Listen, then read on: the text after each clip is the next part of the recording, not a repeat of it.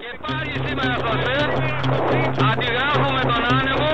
Είμαστε βέβαια μια κακή απομίμηση, αλλά είμαστε πάλι εδώ στην ειδικά διαμορφωμένη λιμνοθάλασσα του ΣΕΡ.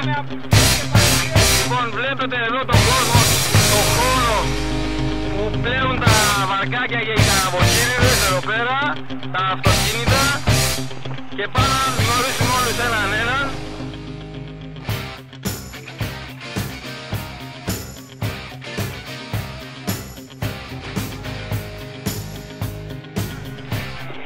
Εδώ έχουμε τον Νίκ, έχουμε τον Νίκ Ματ, έχουμε τον Αντώνη, τον Αντωμό,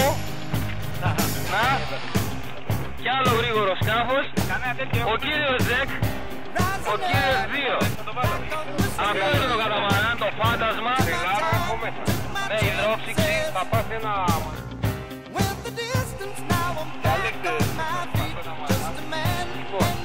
Εδώ έχουμε και τον εξοπλισμό του φίλου μας του Νίκ, κύριου Σπύρου, το σκάφος εδώ, με το καπάκι και με το έξτρα βέβαια αξεσουάρ για να μην πουλιάζει και για να μην του πάρει μέσα στο νερό, βεβαίως. Εδώ έχουμε το σωστικό, για να μπορούμε να φέρουμε τις